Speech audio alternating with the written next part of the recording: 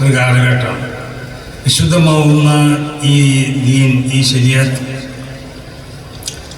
ശരീഅത്ത് അതിൻ്റെ പ്രവർത്തനങ്ങൾ ഈ രാജ്യത്ത് നല്ല നിലക്ക് നടന്നുകൊണ്ടിരിക്കുമ്പോൾ അതിൻ്റെ എതിരായിക്കൊണ്ടുള്ള പല ഫിത്നകളും ഇവിടെ നടന്നുകൊണ്ടിരിക്കും. അതിലേക്കൊന്നും നമ്മൾ ശ്രദ്ധിക്കാതെ നമ്മൾ ചെയ്യേണ്ടത് നമ്മുടെ മുൻഗാമികളാവുന്നതായ ഉലമാവും ഉമറാവും എല്ലാം കൂടി ഉണ്ടാക്കി തീർത്ത് ഒരു യോജിച്ച ഒരു മേഖല, അവരുണ്ടാക്കി തീർത്തതായ ഒരുപാട് നന്മകളുണ്ട്. ആ നന്മകൾക്ക് ഒരു നിലക്കുള്ളതായ വിഘ്നവും ഒരു നിലക്കുള്ള പോർവും നമ്മളിൽ നിന്നിട്ടുണ്ടാവാത്ത, അതിനെ കാത്തു സൂക്ഷിക്കാൻ നമ്മൾ തയ്യാറാവണമെന്നാണ് ആദ്യമായി ഇവിടെ കൂടിയതായ എല്ലാവരോടും പ്രത്യേകമായി കൊണ്ട് പുറത്താറുള്ളത്. ഇവിടെ നമ്മൾ ഈ പ്രത്യേകിച്ച് നമ്മൾ കേരളത്തിൽ നമ്മൾ അനുഭവിക്കുന്ന ഈ ഒരു സൗകര്യങ്ങളും സുഖങ്ങളൊക്കെ ദീനിയാവുന്ന മേഖലയിൽ നമുക്ക് ഇവിടെ വളർന്ന് പന്തലിക്കാൻ സാധിച്ചതൊക്കെ നമ്മളിടയിലുള്ളതായ ഈ ഐക്യവും ഈ സ്നേഹവും ഈ സൗഹൃദമൊക്കെയാണ്. മഹാനായ നബിയുന മുഹമ്മദും സ്വല്ലല്ലാഹു അലൈഹി വസല്ലം തങ്ങൾ ഒരവസരത്തിൽ ലൈലത്തുൽ ഖദ്ർ അത് ഏത് രാത്രിയിലാണ് ഉണ്ടാവാന്ന് സ്വഹാബത്തിലേക്ക് പറഞ്ഞു കൊടുക്കാൻ വേണ്ടി പുറപ്പെട്ടതാണ്. അങ്ങനെ പുറപ്പെട്ട് വന്നപ്പോൾ അവിടെ കാണുന്നത് രണ്ട് തർക്കങ്ങളാണ്. ഈ തർക്കം കണ്ടപ്പോൾ നബി സല്ലല്ലാഹു അലൈഹി വസല്ലം തങ്ങൾ പറഞ്ഞു, ലൈലത്തുൽ ഖദ്ർ അത് റമദാന്റെ അവസാനത്തെ രാത്രിയിലുള്ള ഏത് രാത്രിയിലാണ് ഉണ്ടാവുക എന്നുള്ളത്, അതിൻ്റെ ആ മുഅയ്യനത്താവുന്ന ലൈലത്ത് ആ രാത്രി ഏതാണെന്നുള്ളത് അത് പറഞ്ഞു തരാനാണ് ഞാൻ വന്നത്. പക്ഷേ ആ മുഅയ്യനത്താവുന്ന ആ ലൈലത്തിനെ ഉയർത്തപ്പെട്ടു. കാരണം നിങ്ങൾക്കുള്ളതായ ഈ അഭിപ്രായ വ്യത്യാസവും നിങ്ങളുടെ ഇടയിലുള്ള ഈ തർക്കവും കാരണം. അപ്പം നമ്മളുടെ ഇടയിൽ തർക്കങ്ങൾ ഉണ്ടാവുമ്പോൾ പല നന്മകളും നമുക്ക് തടയപ്പെടുകയാണ് ചെയ്യുന്നത്. അപ്പം അതുകൊണ്ട് പരസ്പരം അങ്ങും ഇങ്ങും കലഹിക്കാതെ,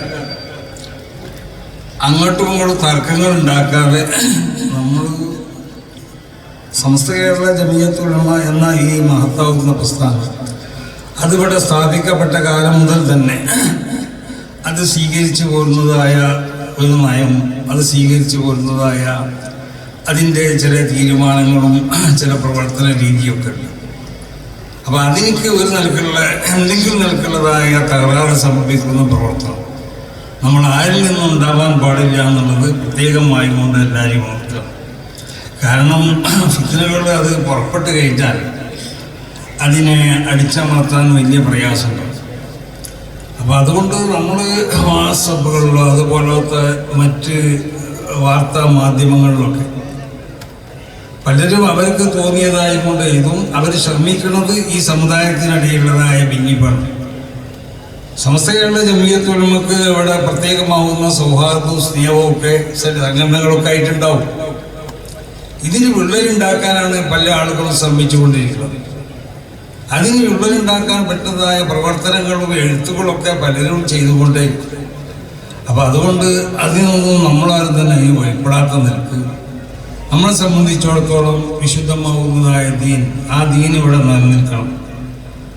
ആ ദീനിൻ്റെ നിലനിൽപ്പിന് ആവശ്യമാവുന്നതായ നന്മകൾ എന്തെല്ലാം നമുക്ക് ചെയ്യാൻ കഴിയും, ഏതെല്ലാം ഇതിൻ്റെ ഈ സമുദായത്തെ എങ്ങനെയെല്ലാം കൂട്ടിയോജിപ്പിച്ചുകൊണ്ട് കൊണ്ടുപോകാൻ പറ്റും, അതിൻ്റെതായ പ്രവർത്തനങ്ങളും അതിൻ്റെ പ്രഭാഷണങ്ങളും അതിൻ്റെ ദൗത്യവുമാവണം നമ്മൾ ചെയ്തുകൊണ്ടിരിക്കുന്നത്. പ്രത്യേകിച്ച് ഈ വർഷം നല്ല എവിടുന്ന് പുറത്തിറങ്ങിപ്പോകുന്ന പണ്ഡിതന്മാരോട് പറയാനുള്ളതാണ്, നിങ്ങൾ ഈ സമുദായത്തിൽ ഈ ഭിന്നിപ്പുണ്ടാക്കാൻ വേണ്ടി നിങ്ങൾ ശ്രമിക്കരുത്. പണ്ഡിതന്മാർ ഈ സമുദായത്തിൻ്റെ ഉലാഹിക്കല്ലദീന ഹദല്ലാഹ ഫബിഹുദാഹു മുഖ്തദി, നമ്മുടെ മുൻഗാമികളാവുന്നതായ മഹത്തുക്കളാവുന്ന ഉമറായ ഉലമാ അവരിവിടെ കാണിച്ചു തന്നതായ ഒരു വിശുദ്ധമാവുന്നതായ ഒരു തെരീഖ്, ഒരു മാർഗമുണ്ട്.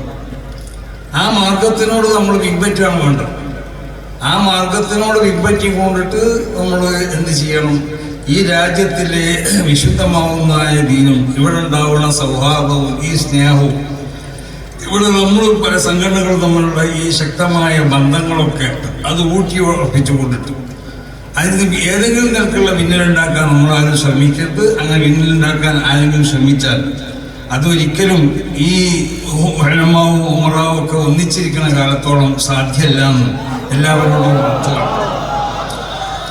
അപ്പൊ അതുകൊണ്ട് ഇവിടുന്ന് പുറപ്പെടുന്ന പണ്ഡിതന്മാരെ പ്രത്യേകമായി കൊണ്ട് പറയാനുള്ളത്, നിങ്ങൾക്ക് ദർസ് നടത്തണമെങ്കിലും നിങ്ങൾക്ക് ഫത്വ നൽകണമെങ്കിലും ഒക്കെ എന്ത് വേണം, മഹാന്മാരാവുന്ന ഉസ്താദന്മാരിൽ നിന്നുള്ളതായ ഒരു സമ്മതം നിങ്ങൾക്കുണ്ടാവണം.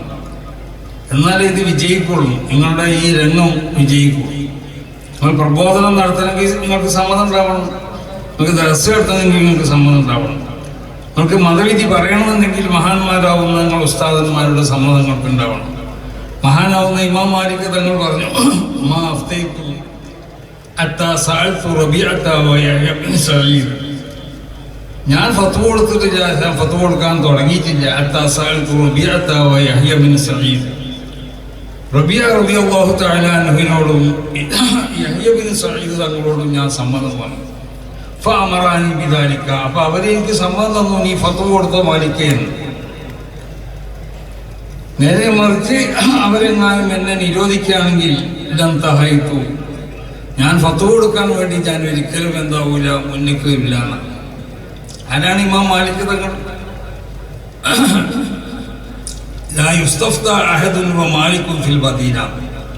ഇമാം മാലിക് തങ്ങൾ മദീനയിലുണ്ടെങ്കിൽ വേറൊരാളോട് ഫത്വ ചോദിക്കേണ്ട ആവശ്യമില്ല.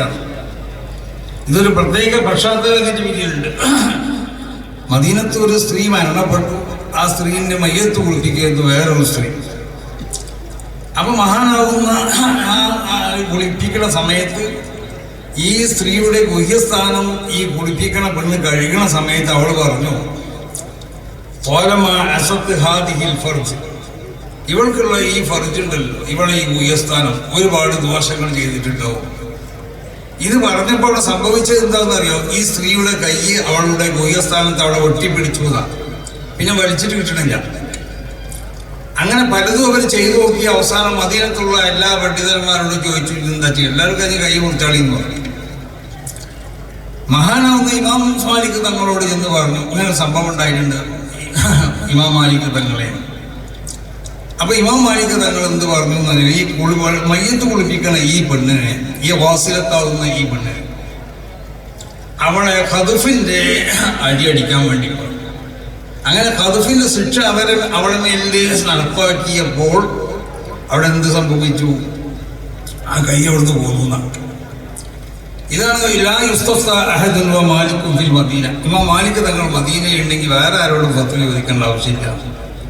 അങ്ങനത്തെ ഇമാം മാലിക് തങ്ങൾ ഫത്വ കൊടുക്കാൻ വേണ്ടി ബഹുമാനപ്പെട്ട ഇമാം ഷാഫി തങ്ങൾ ഉസ്താദന്മാരുടെ കൂട്ടത്തിൽപ്പെട്ട പ്രമുഖരാണ് ഇമാം മാലിക് തങ്ങൾ.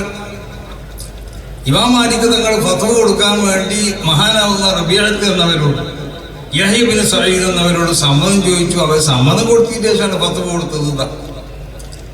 അപ്പൊ നമ്മളെ സംബന്ധിച്ചിടത്തോളം മഹാന്മാരാകുന്ന നമ്മുടെ ഉസ്താദന്മാരും അവരിൽ നിന്നുള്ള സമ്മതം വേണം. ആ സമ്മതത്തിന്റെ ഒരു പത്രം, ഒരു വിശുദ്ധമാകുന്നതായ ഒരു പത്രമാണ് നിങ്ങൾക്ക് നൽകപ്പെടുന്നത്. ഉസ്താദന്മാരോടുള്ള ബഹുമാന ആദരവൊക്കെ ഉൾക്കൊണ്ടുകൊണ്ടിട്ട് അവരെ ആ സമ്മതം വാങ്ങിക്കൊണ്ട് നിങ്ങൾ ദഅവത്തിന്റെ മേഖലയിലേക്ക് നിങ്ങൾ ഇറങ്ങണം. എന്നാൽ നിങ്ങൾ ദഅവത്ത് കൊണ്ട് കാര്യം ഉദ്ദേശിക്കപ്പെടുന്ന ഗുണം ഉണ്ടാവുള്ളൂ എന്നുള്ളത് ആദ്യമായും കൊണ്ട് ഇവിടുന്ന് ഖിരീജികളാവുന്നതായ പണ്ഡിതന്മാരോട്. അതുപോലെ തന്നെ ഒരു ആലിമിന്റെ ഇൽമ്, ആ ഇൽമ് മനസ്സിലാക്കാനുള്ളത് അവന്റെ ദുറൂസ് തദ്രീസാണ്. ومما يدل على علم العالم دروسه وتدريسه وفتاواه ومؤلفاته. ആലിമിന്റെ ഇൽമിന്റെ മേൽ അറിയിക്കുന്ന അടയാളം അവന്റെ ദർസ്, അവന്റെ തദ്രീസ്, അവന്റെ തദ്രീസിന്റെ സ്വഭാവം എങ്ങനെയാണ്, അവന്റെ മുഅല്ലഫാത്ത്, അവന്റെ കൃതികൾ, അവന്റെ ഫത്വകൾ. അമ്മൽ മനാസിബു വഗൈറുഹാ ലൈസത് ദലീലൻ അലാ ഇൽമിഹി. അവന് ഏതെങ്കിലും സംഘടന, ഇപ്പോൾ നമ്മളെ സംബന്ധിച്ച സംസ്ഥയുടെ ജമിയത്തുൽ ഉലമയുടെ പ്രസിഡന്റ് ആയി എന്നുള്ളത്, ആ പ്രസിഡന്റ് ആയി എന്നുള്ളതിന്റെ ഇൽമിന്റെ മേൽ അറിയിക്കേണ്ട അടയാളമല്ല. അപ്പൊ നിങ്ങൾ ശ്രദ്ധിക്കേണ്ടത് എന്താണെന്ന് ചോദിച്ചാൽ, നിങ്ങൾ ദർസ് നടത്തുന്ന കിതാബുകൾ ദർസ് നടത്തുമ്പോൾ അല്ലെങ്കിൽ ദീനിയാവുന്നതായ ഫത്വകൾ നിങ്ങൾ പറഞ്ഞു, മസലകൾ നിങ്ങൾ പറഞ്ഞു കൊടുക്കുമ്പോൾ, നിങ്ങൾ എന്തെങ്കിലും എഴുതുമ്പോൾ നിങ്ങളെ ഗ്രന്ഥങ്ങളും നിങ്ങളെ തദ്രീസും നിങ്ങളെ തഅലീമും ഒക്കെ എന്താവണമെന്നറിയോ? അതൊക്കെ നിങ്ങളെ ഇൽമിന് അളക്കപ്പെടുന്നതായ അതിൻ്റെ മാനദണ്ഡങ്ങളാണ്. അപ്പൊ അതിൻ്റെ മാനദണ്ഡങ്ങളായതുകൊണ്ട് നിങ്ങളെ ദർസ് തദ്രീസ് നിങ്ങൾ ശ്രദ്ധിക്കണം. അത് ആദ്യം ശരിക്കും അത് മുത്താലയ ചെയ്ത് അതിൻ്റെ എല്ലാ വശങ്ങളും ഹല്ല് ചെയ്തുകൊണ്ടാവണം കുട്ടികൾക്ക് നിങ്ങൾ പറഞ്ഞു കൊടുക്കുന്നത്. എങ്ങനെ ഈ കുട്ടീൻ്റെ മുന്നിൽ നിന്ന് നമ്മൾ കഴിച്ചിലായാൽ മതി എന്നുള്ളത് ഉണ്ടാവരുത്. കുട്ടിക്ക് വേണ്ടതുപോലെ പറഞ്ഞു കൊടുത്ത് മഹാന്മാരുടെ തദ്രീസിനെ പറ്റി അവരുടെ ദർശനെ പറ്റിയൊക്കെ മഹാന്മാർ പറഞ്ഞു. ഒരിക്കുല്ലി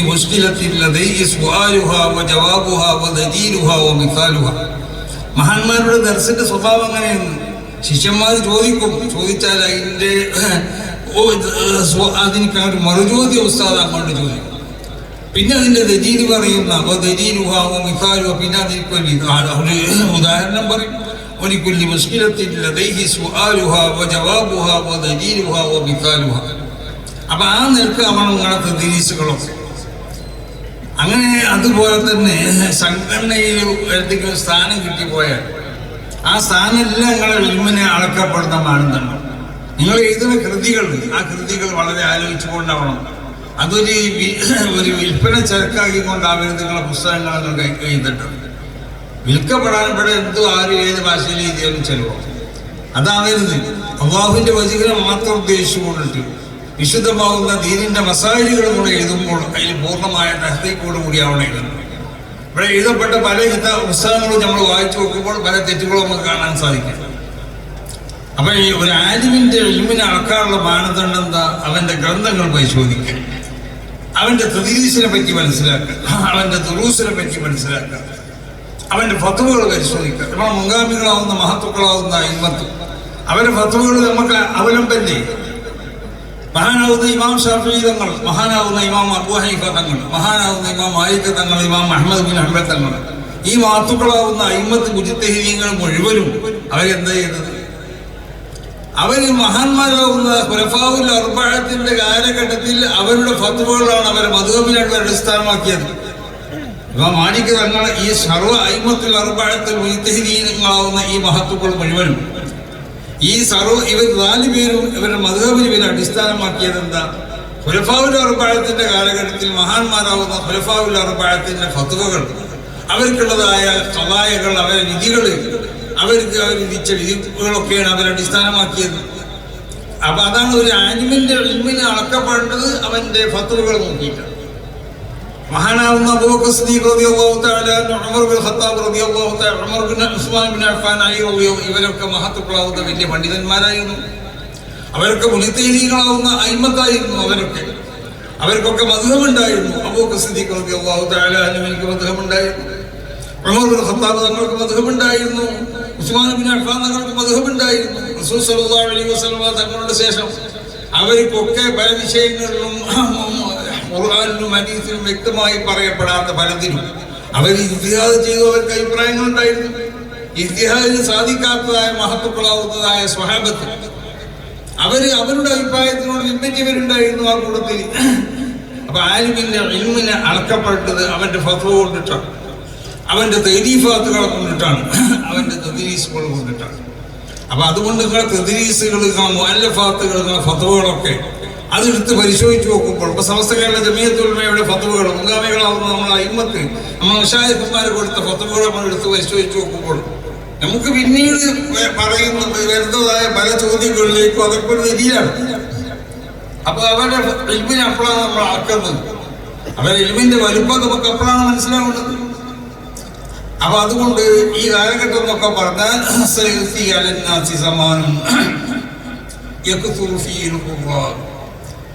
ഒരു കാലഘട്ടം വരുന്നുണ്ട്. ആ കാലഘട്ടത്തിൽ ഇവിടെ ഖാരികളും ഹാഫിദീങ്ങളും ഒക്കെ അധികം ഉണ്ടാവും. പക്ഷേ ആലിമീങ്ങൾ കുറയുന്നതായ ഒരു കാലഘട്ടമായിരുന്നു. ഇൽമിനെ ഖബദ് ചെയ്യപ്പെടും. ഇവിടെ കുറയും.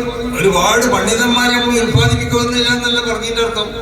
ഇപ്പൊ നമുക്കൊക്കെ തന്നെ നമ്മളൊക്കെ സ്ഥാപനങ്ങളിൽ ഇന്ന് ഓരോ വർഷവും 1000, 10,000 കണക്കിന് പണ്ഡിതന്മാരെ ഈ കേരളത്തിൽ ഉത്പാദിപ്പിക്കപ്പെടുന്നുണ്ട്. അപ്പൊ നമുക്കൊരു സംശയം, എങ്ങനെ ഇവിടെ ഇൽമ കുറയാം? അപ്പൊ ഇൽമ ഇവിടെ കുറയുന്നുണ്ട്. കാരണം എന്തുകൊണ്ട്? ആ റസൂലുള്ളാഹി സ്വല്ലല്ലാഹു അലൈഹി വസല്ലം തങ്ങളിലേക്ക് ഇത്തിസാലുള്ളതായ ആ ഇൽമല്ല നമ്മളിലൊക്കെ ഉണ്ടാവുന്നത്.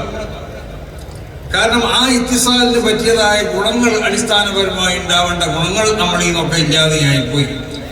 അതുകൊണ്ടാണ് നബി സല്ലല്ലാഹു അലൈഹി വസല്ലം തങ്ങൾ പറഞ്ഞു വയഖ്ബുൽ ഇൽമു വയക്സുറുൽ ഹറജ് വൽ മറജ്. ഇവിടെ കുഴപ്പങ്ങളുണ്ടാവും, ഇവിടെ കൊലകളുണ്ടാവും, ഇവിടെ ഫിത്നകളുണ്ടാവും. അങ്ങനത്തെ ഒരു കാലഘട്ടമാണ്. ലാ യഅതി അലൈക്കും യൗമുൻ ഇല്ലാ വഹുവ അഖല്ലു ഇൽമൻ മിനൽ യൗമിൻ ലദീ ഖബലഹു. ഓരോ ദിവസം വരുമ്പോഴും ആ ദിവസം അതിന്റെ മുമ്പുള്ള ദിവസത്തിനേക്കാൾ മോശമായിരിക്കും, അറിവിൽ ഇവിടെ കുറവായിരിക്കും. കഴിഞ്ഞ ദിവസത്തെ അത്ര ഇൽമ് ഇന്നത്തെ ഈ ദിവസത്തിൽ ഉണ്ടാവില്ല. അങ്ങനെ ഫൈദ ദഹബൽ ഉലമാ, ഉഖ്റവിയാവുന്ന ഉലമാകൾക്കുള്ളതായ അവരുടെ ആ കാലഘട്ടം അങ്ങനെ പോയിക്കൊണ്ടിരുന്നാൽ ഇസ്തവന്നാസ്, ഇവിടെയുള്ള നമ്മൾ ആലിമീങ്ങളെന്ന് പറയുന്ന ആളുകളും മറ്റുള്ള നാടന്മാരും ഒക്കെ സമായിരിക്കുന്ന. അപ്പൊ ഇവിടെ ജനങ്ങളോട് നന്മ കൽപ്പിക്കാനും ഇവിടെ ആളുണ്ടാവില്ല, തിന്മകളെ തൊട്ട് നിരോധിക്കാനും ഇവിടെ ആളുണ്ടാവില്ല. ഇങ്ങനത്തതായ ഒരു മോശമായ കാലഘട്ടം, ആ കാലഘട്ടമാണ് ഇനി വരാൻ പോകുന്നത്. അപ്പൊ അതുകൊണ്ടിട്ട് നിങ്ങളെ സംബന്ധിച്ചിടത്തോളം ഏറ്റവും വലിയതായ ഉത്തരവാദിത്തമാണ് നിങ്ങളിലുള്ളത്. മഹാന്മാരാവുന്ന കഴിഞ്ഞ കാലഘട്ടങ്ങളിൽ മഹാനാവുന്ന അനസ് ബിൻ മാലിക് തങ്ങളെ സമീപത്തിൽ എന്ന് അവരെ ശിഷ്യന്മാര് പറഞ്ഞു.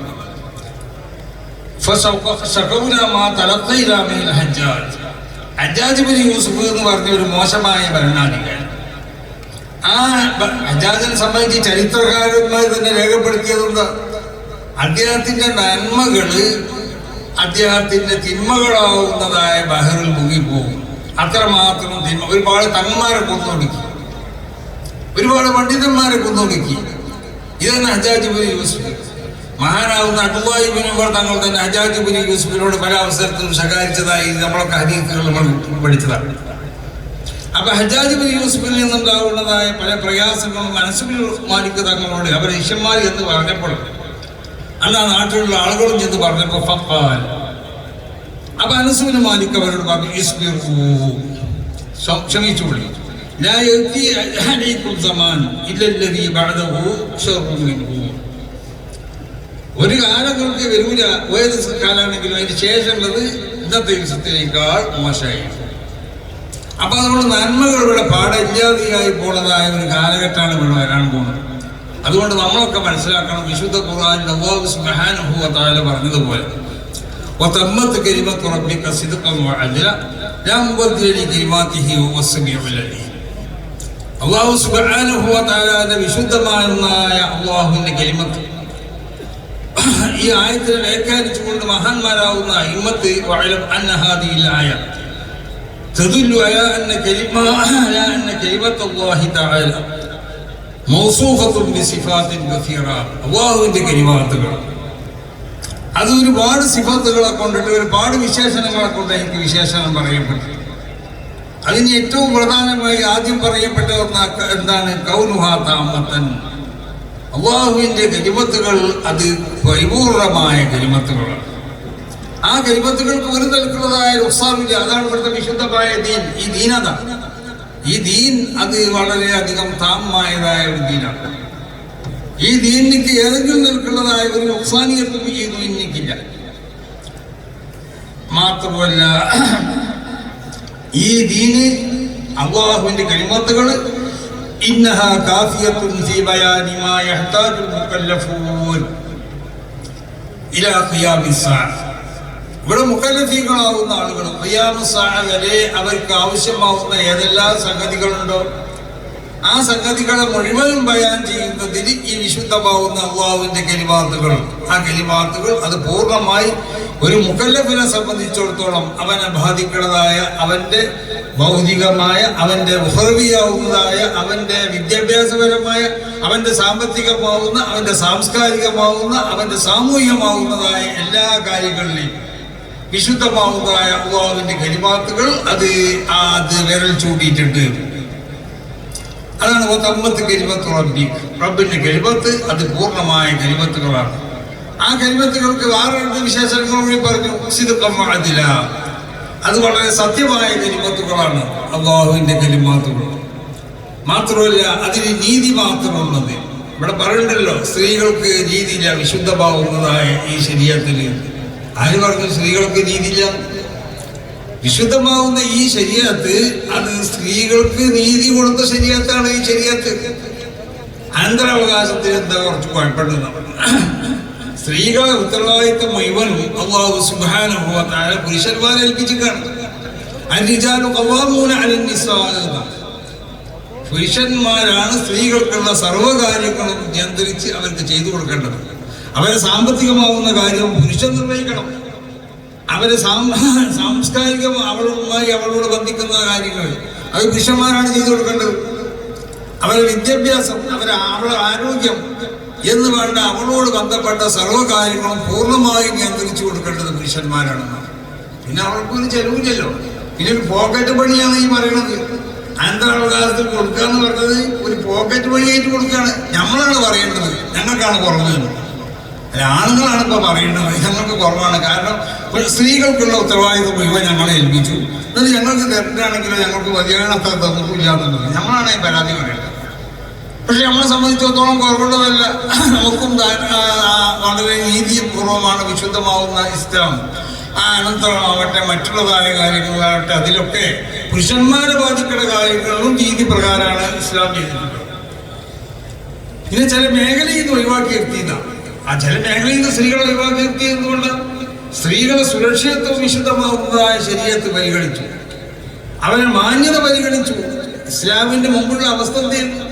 സല്ലല്ലാഹു അലൈഹി വസല്ലം തങ്ങൾ ഇവിടെ ദഅവത്തുമായി കൊണ്ട് വരുമ്പോൾ വിശുദ്ധമാവുന്ന മഹാന്മാരാവുന്ന അമ്പിയാക്കന്മാർ തുടങ്ങി വെച്ച അതിന്റെ ആ വിശുദ്ധമാവുന്ന ഇസ്ലാം ദീൻ അതിന്റെ തുടർച്ചയായിട്ട് നബി സല്ലല്ലാഹു അലൈഹി വസല്ലം തങ്ങൾ ഇവിടെ കൊണ്ടുവന്നത്.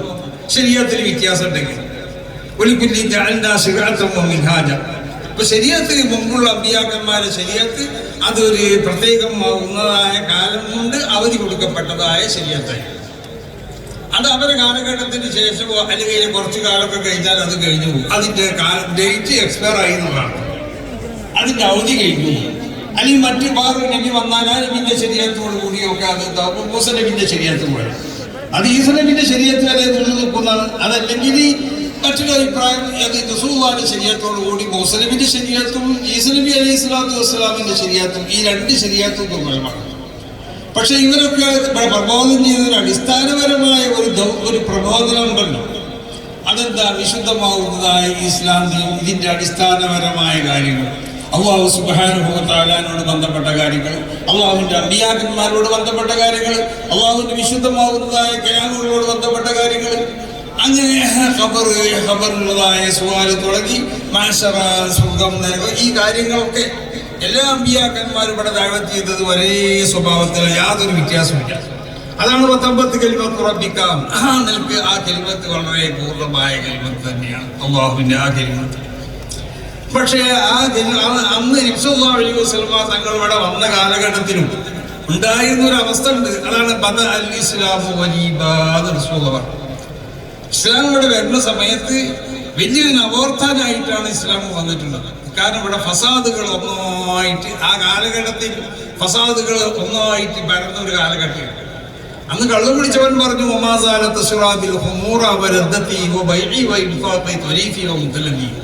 കള്ളിന്റെ ഒരു ഹോബിയായിരുന്നു. ഭൗതികമാകുന്ന സുഖ സൗകര്യങ്ങൾ ആസ്വദിക്കാൻ വേണ്ടി എന്റെ വാപ്പമാര് ഉണ്ടാക്കിയ സ്വത്തും ഞാൻ സ്വത്ത് സമ്പാദിച്ചതൊക്കെ ഞാൻ വിറ്റ് തുലച്ചു പോകുന്നതാണ്.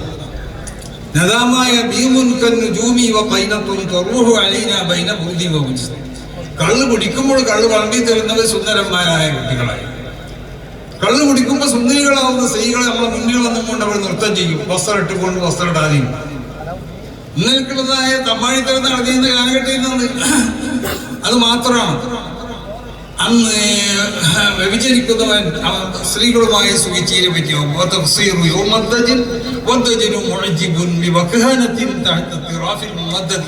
സുന്ദരമായ മാളികക്കുള്ളിൽ സുന്ദരികളാവുന്ന സ്ത്രീകളുമായി കൊണ്ട് സല്ലപിച്ചതിനെ പറ്റി അവൻ പാടി.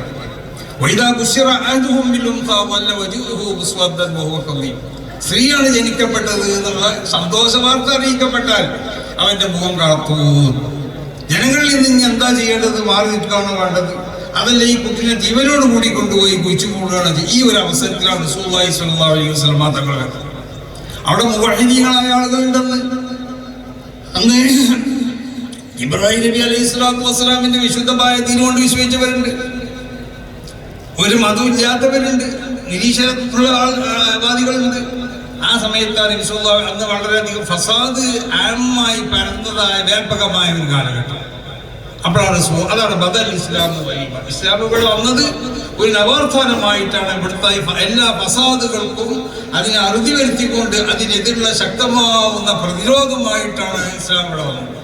അതിൽ നിന്ന് ഇവിടെ ജനങ്ങളെ മോചിപ്പിക്കാനാണ് ഇസ്ലാം ഇവിടെ വന്നത്. അതിന്റെ ഉത്ഭവകാലത്തുള്ളത് പോലുള്ള ഒരു അവസ്ഥ ഇവിടെ വരും. അന്ന് വിശുദ്ധമാവുന്നതായ ദീനിന്റെ കാര്യങ്ങൾ പറഞ്ഞുകൊണ്ടിട്ട് ജനങ്ങളെ ഫസാദിൽ നിന്ന് രക്ഷിക്കാൻ വേണ്ടി ശ്രമിക്കുന്നതായ ജനങ്ങളോട് ആകെ ഫസാദിലായതിന് ശേഷം അതിനവിടെ ഇസ്ലാഹ് ചെയ്യാൻ വേണ്ടി നടക്കുന്ന ആളുകൾക്കാണ് എല്ലാ നിലക്കുള്ള വിജയവും നബി സല്ലല്ലാഹു അലൈഹി വസല്ലം.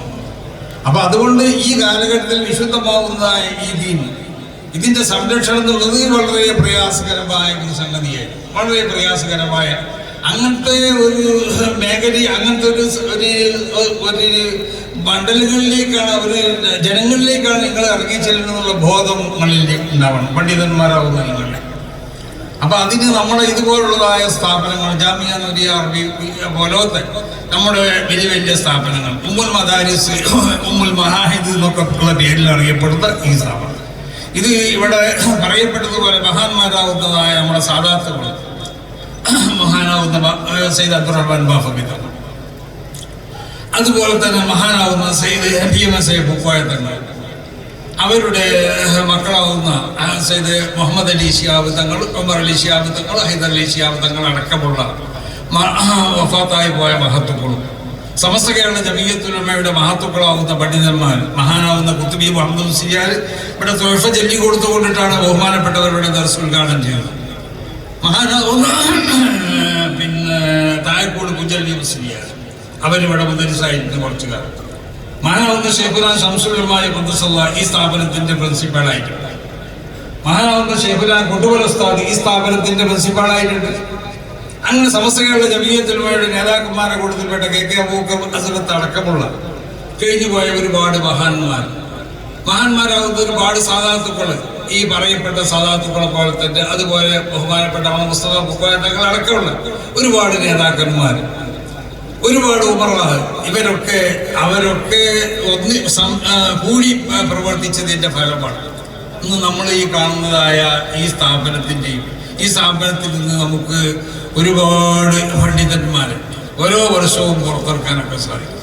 പക്ഷേ നമ്മുടെ പ്രവർത്തനങ്ങൾക്കൊക്കെ അടിസ്ഥാനപരമായി വേണ്ടത് ഇഖ്ലാസാണ്. ഏതെങ്കിലും നിലക്കുള്ള പേരിന് വേണ്ടി നമ്മൾ ഒന്ന് ചെയ്താലും നാളെ ആഖിറത്തിൽ കാണപ്പെടുന്നില്ല. അതുകൊണ്ടുള്ളതായ ഒരു ഗുണം നമുക്ക് ആഖിറത്തിൽ ലഭിക്കപ്പെടുകയില്ല. അപ്പൊ നമ്മൾ പരസ്പരം ഈ വിദ്യാസവും പരസ്പരം നമ്മൾ തമ്മിലുള്ളതായ പോരുകളൊക്കെ അങ്ങോട്ടും ഇങ്ങോട്ടും മനുഷ്യന്മാരാകുമ്പോൾ സ്വാഭാവികമായി ഉണ്ടാവും. ഇതൊക്കെ മാറ്റി നിർത്തിക്കൊണ്ട് നമ്മളെ സംബന്ധിച്ചിടത്തോളം ഏറ്റവും വലിയൊരു പ്രശ്നം ഈ വരാൻ പോണ മഹാനാവുന്ന പാലക്കാട് ഹൈദർ അലി ശിഹാബ് തങ്ങളെ 90-ാം വാർഷികത്തെ വെച്ച് കൊണ്ടിട്ട് 90-ാം വാർഷികത്തിൽ ആലപ്പുഴ വെച്ച് പ്രഖ്യാപിച്ചു. സമസ്ത കേരള ജമീയത്തുൽ ഉലമയുടെ 100-ാം വാർഷികം 2026 ഫെബ്രുവരിയിൽ നടത്തപ്പെടുന്നതാണ്. ഇനി നമുക്ക് രണ്ട് സംഗതി മാത്രമേ ഉള്ളൂ. ഒന്ന് അതിന്റെ ഡേറ്റ് തീരുമാനിക്കാം, ഫെബ്രുവരിയിൽ എന്ന്. മറ്റൊന്ന് അതിന്റെ സ്ഥലം നിർണ്ണയിക്കുക. അപ്പൊ അതിന്റെ ഒരു ഉദ്ഘാടനം എന്നുള്ള നിലക്ക് ഒരു വലിയ സമ്മേളനം ബാംഗ്ലൂർ വെച്ചുകൊണ്ട് ഈ വരുന്ന ജനുവരി 28-ന് വലിയൊരു സമ്മേളനമായിക്കൊണ്ട് നടത്തപ്പെടും. ഉദ്ഘാടന സമ്മേളനമായിക്കൊണ്ട് 100-ാം വാർഷികത്തിന്റെ ഉദ്ഘാടനം. ഇത് വിജയിപ്പിക്കാൻ വേണ്ടി നമ്മളൊക്കെ ഇന്ന് മുതൽ തന്നെ എല്ലാ നിലക്കും സന്നദ്ധരായി കൊണ്ടിട്ട് അത് വിജയിപ്പിച്ച് അത് വലിയ സംഭവമാക്കുക എന്നുള്ളത് നമ്മളെ സംബന്ധിച്ചിടത്തോളം സമസ്ത കേരള ജമീയത്തുൽ ഉലമ ഒരു ഇലാഹിയായ ഒരു സംഘടനയാണ്. ആ സംഘടനക്ക് ഇവിടെ ആരോടും എന്തെങ്കിലും നിലക്കുള്ള വെറുപ്പോ വിദ്വേഷമോ ഒന്നുമില്ല. അതുണ്ടാവാൻ പാടുള്ളതല്ല. ഇലാഹിയായ ഒരു സംഘടന, വിശുദ്ധമാവുന്നതായ ദീനിന്റെ വളർച്ചയാണ് ഈ സംഘടന ഉദ്ദേശിക്കുന്നത്. ഈ സംഘടനയുടെ നേതാക്കന്മാരും അതാണ് ഉദ്ദേശിക്കുന്നത്. ആ ഒരു മഹത്താവുന്ന സ്വഭാവത്തിന്റെ അടിസ്ഥാനത്തിലാണ് ഇവിടെ നമ്മൾ പരസ്പരം അങ്ങും ഈ സന്തോഷത്തിലും സ്നേഹത്തിലും ഈ ഐക്യത്തിലൊക്കെ ഇവിടെ നടന്നുകൊണ്ടിരിക്കുന്നത്, പ്രവർത്തനങ്ങൾ നടത്തിക്കൊണ്ടിരിക്കുന്നത്. അപ്പോൾ സമസ്ത കേരള ജമീയത്തുൽ ഉലമയുടെ 100-ാം വാർഷികം അത് വളരെ വിപുലമായ നിലക്ക് ഒരു വലിയ ചരിത്ര സംഭവമാക്കണം. അതിനുവേണ്ടി എല്ലാവരും തയ്യാറാവണമെന്ന് എല്ലാവരോടും ഓർമ്മപ്പെടുത്തിക്കൊണ്ട് അല്ലാഹു സുബ്ഹാനഹു വ തആല ഈ സ്ഥാപനത്തിന് നമ്മുടെ എല്ലാ സ്ഥാപനങ്ങളെയും ഉയർച്ചയിലേക്ക് ഉയർത്തട്ടെ. സമസ്ത കേരള ജമീയത്തുൽ ഉലമ എന്ന ഈ മഹത്താവുന്ന പ്രസ്ഥാനം ഇത് വലിയൊരു പ്രസ്ഥാനമാണ്. മഹാന്മാർ സ്ഥാപിച്ചതായ ഒരു പ്രസ്ഥാനമാണ്. ഈ പ്രസ്ഥാനത്തിന് ഏതെങ്കിലും നിലക്കുള്ളതായ വിള്ളലോ പൊള്ളലോ ഏൽപ്പിക്കുന്നതായ പ്രവർത്തനം നിങ്ങൾ ആരുടെ ഭാഗത്തുനിന്നും ഉണ്ടാവാൻ പാടില്ല എന്ന് എല്ലാവരെയും ഉണർത്തണം. അത് വളരെ വിശുദ്ധമായ ഒരു പ്രസ്ഥാനമാണ്. ഈ പ്രസ്ഥാനത്തിന് അല്ലാഹു സംരക്ഷിക്കുന്നുള്ള കാര്യത്തിൽ യാതൊരു സംശയമില്ല. ഇതിന് നേരത്തെ നിൽക്കുന്നവർ അതിന് അർഹതല്ലെങ്കിൽ അത് അർഹതായവരെ അതിൻ്റെ സ്ഥാനത്തുങ്ങൾ കൊണ്ടുവരാം, അത്രേ പറയുന്നത്. അല്ലാതെ ഞാൻ അതിൻ്റെ പ്രസിഡന്റാണ്, എന്നെ പറ്റില്ല എന്നുണ്ടെങ്കിൽ ആ സ്ഥാനത്തിന് ഒഴിവാക്കാന്ന് അതിനത് പറയേണ്ടത്. മറ്റൊരു ആളുകളെ കൊടുക്കുകൊണ്ട് ആ സ്ഥാപനത്തിനെ ഈ സംഘടന വളർത്താൻ വേണ്ടി നിങ്ങൾ ശ്രമിക്കണം. നമ്മളേക്കൊന്നും വല്ല പോരായ്മ. അപ്പൊ അതുകൊണ്ട് സംഘടനയ്ക്ക് ഒരിക്കലും ഒരു പോർവെൽക്കാൻ പാടില്ല. സംഘടന നമ്മൾ എന്താക്കണം, വളർത്തണം. അതിന് പോർവെൽക്കുന്ന ഏതെങ്കിലും മാർഗങ്ങൾ ഉണ്ടെങ്കിൽ അത് നമ്മൾ ശ്രദ്ധിക്കണം. നമ്മളെ സ്ഥാപനങ്ങൾ ഇവിടെ ഒരിക്കലും നശിക്കാൻ പാടുള്ളതല്ല. നമ്മൾ ഭിന്നിച്ചുകൊണ്ട് നമ്മളെ സ്ഥാപനങ്ങൾ നശിക്കാൻ പാടുള്ളതല്ല. നമ്മളെ സ്ഥാപനങ്ങൾ നമ്മുടെ ദീനിന്റെ ശിആറുകളാണ്. ദീനിന്റെ ശിആറുകളാണ് ഈ സ്ഥാപനങ്ങൾ. ഇവിടെ ഈ സ്ഥാപനങ്ങൾ കാണുമ്പോൾ ഇന്ന് ഇവിടെ വന്ന് പ്രസംഗിച്ച് ഈ ബഹുമാനപ്പെട്ട ശൈഖ് അവർ പറഞ്ഞു ഈ സ്ഥാപനത്തിനെ പറ്റി പറഞ്ഞു. കാരണം എന്തുകൊണ്ട് ദീനിന്റെ ശിആറുകളാണ്. മഹാന്മാരാകുന്ന അമ്പിയാ ഔലിയാ ദീനിന്റെ ശിആറുകളാണ്. ദീനിന്റെ സ്ഥാപനങ്ങൾ അത് ദീനിന്റെ ശിആറുകളാണ്. മഹാന്മാരോട് ബന്ധപ്പെട്ട സ്ഥലങ്ങൾ അത് ദീനിന്റെ ശിആറുകളാണ്. അവരോട് ബന്ധപ്പെട്ട ദിവസങ്ങൾ അത് ദീനിന്റെ ശിആറുകളാണ്. ഇതാണ് അഹ്ലു സുന്നത്തി വൽ ജമാഅത്തിന്റെ അഖീദ. ഈ അഖീദ ഇവിടെ സംരക്ഷിക്കാൻ വേണ്ടിയാണ് സമസ്ത കേരള ജമീയത്തുൽ ഉലമ നിലകൊള്ളുന്നത്. ഇവിടുത്തെ സർവ്വ ഈ പ്രസ്ഥാനങ്ങളുടെ ആ അടിസ്ഥാനം നമ്മൾ പരിശോധിച്ച് നോക്കിയാൽ നമുക്കറിയും. എല്ലാവരും ഈ അടിസ്ഥാനപരമാവുന്ന ഈ വിശ്വാസത്തിൽ കത്തിവെക്കുന്നവരാണ്. ഏതെങ്കിലും പ്രധാനപ്പെട്ട പുണ്യമായ ദിവസം ഉണ്ടെങ്കിൽ നമ്മൾ ആദരിക്കണം. ആ ദിവസത്തേക്ക് ആദരവില്ല എന്നാണ് ഇവിടുത്തെ സർവ്വ മുത്തദീങ്ങളും പറയുന്നത്.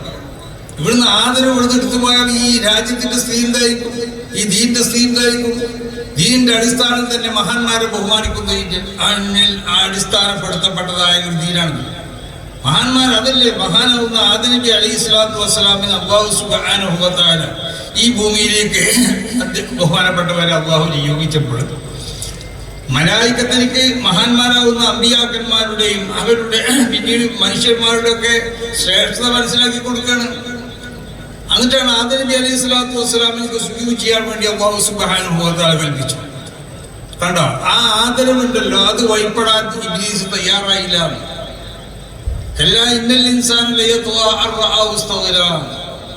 അത് ഇബ്ലീസിന്റെ സ്വഭാവമാണ്. ആ സ്വഭാവമാണ് ഇവിടുത്തെ മുത്തദീങ്ങളാവുന്ന ആളുകൾ. ദീന്റെ ശിആറുകളെ മുഴുവനും അത് മനുഷ്യന്മാർക്ക് ആ ദീന്റെ ശിആറുകളുള്ള ആദരവ് ബഹുമാനം ഇല്ലാതാക്കി തീർക്കാനാണ് ശ്രമിക്കുന്നത്. അതിന്റെ എതിരിൽ പ്രവർത്തിക്കുന്നതായ സംഘടനയാണ് സമസ്ത കേരള ജമീയത്തുൽ ഉലമ. അതാണ് മഹാന്മാരാകുന്ന സമസ്ത നേതാക്കന്മാരെ നമുക്ക് കാണിച്ചു തന്നിട്ടുള്ളത്. അതുകൊണ്ട് ഒരു കാര്യം മനസ്സിലാക്കണം, ഈ സംഘടന നമ്മളെന്താവണ കണ്ണിന് കൃഷ്ണമണി പോലെ സൂക്ഷിച്ച് അതിൽ ഏതെങ്കിലും നിലക്കുള്ള പോറലുകൾ ഉണ്ടാക്കാൻ ആരുടെ ഭാഗത്തുനിന്നും ഒന്നും ഉണ്ടാവാൻ പാടുള്ളതല്ല. നമ്മളുള്ള തമ്മിലുള്ളതായ ഈ ഐക്യവും ഈ സന്തോഷവും ഒക്കെ ഇവിടെ നിലനിന്നു പോകുന്നത് മുക്തതി നമ്മളെ മുൻഗാമികളാവുന്നതായ സാധാത്തുക്കൾ, മുൻഗാമികളാവുന്ന നമ്മുടെ ഉലമാ അവരുണ്ടാക്കി തീർത്ത ഈ ഐക്യവും ഈ സന്തോഷമൊക്കെയാണ്. ആ ഐക്യം സന്തോഷമൊക്കെ ഇവിടെ നിലനിർത്താൻ വേണ്ടി നമ്മൾ ശ്രമിക്കണം. ഏതെങ്കിലും നിലക്കുള്ള വിള്ളലുകൾ ഉണ്ടാക്കാൻ പാടില്ല എന്ന് എല്ലാവരോടും ഉണർത്തിക്കൊണ്ടിട്ട് സമസ്ത കേരള ജമീയത്തുൽ ഉലമക്ക് വേണ്ടി എല്ലാവരും പ്രവർത്തിക്കുക. സമസ്ത കേരള ജമീയത്തുൽ ഉലമക്ക് ഏതെങ്കിലും നിലക്കുള്ള പോറലുകൾ ഉണ്ടാകുന്ന പ്രവർത്തനങ്ങളിൽ നിന്ന് നമ്മളൊക്കെ വിട്ടുനിൽക്കുക. അല്ലാഹു സുബ്ഹാനഹു വ തആല സമസ്ത കേരള ജമീയത്തുൽ ഉലമയുടെ ഇസ്സത്തിൽ അല്ലാഹു ഉയർത്തിത്തട്ടെ. അതിനോട് ബന്ധപ്പെട്ടതായ സ്ഥാപനങ്ങൾ, അതിനുവേണ്ടി പ്രവർത്തിക്കുന്ന മഹാന്മാരാകുന്ന സഹാത്തുക്കൾ, അതിനുവേണ്ടി പ്രവർത്തിക്കുന്ന പണ്ഡിതന്മാർ, അതിൻ്റെ ഉമറാവ്, അതിൻ്റെ പ്രവർത്തകർ, അതിനോട് ബന്ധപ്പെട്ട എല്ലാവർക്കും എല്ലാ മേഖലയിലും അല്ലാഹു ഖൈറും ബർക്കത്തൊക്കെ ചെയ്യട്ടെ. അതോടൊപ്പം ഞാൻ എൻ്റെ പ്രസംഗത്തിൻ്റെ ആദ്യത്തിൽ മഹാന്മാരാകുന്നതായ നമ്മുടെ അതിഥികൾ വയൂഫുൽ കിറാം അവരെ അവരോടുള്ള അവരെ ഖിതാബ് ചെയ്തുകൊണ്ടുള്ളതായ ഒരു വാക്ക് പറയാൻ മറന്നു വിട്ടുപോയി. അതിൽ ഞാൻ ക്ഷമാപണം രേഖപ്പെടുത്തുകയാണ്. അസഫൻ അനറഹിബു അവലൻ അഹമ്മദ് ജാസിം അബ്ദുൽ വാഹിദ് ഖറാത്ത.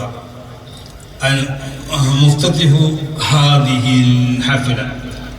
وثانيا الضيف الكريم الشيخ سعيد محفوظ بن سعيد السهراني. وثالثا الشيخ جابر بن حسن الأسلي. ورابعا دكتور سلطان بن بقية. وخامسا سعيد راشد الهاجري. ഈ പറയപ്പെട്ടത് وإني أحب هؤلاء الإخوان الضيوف الكرام القادمين من البلدان العربية، خصوصا الشيخ الذي افتتح هذه الحفلة القادم من مملكة البحرين.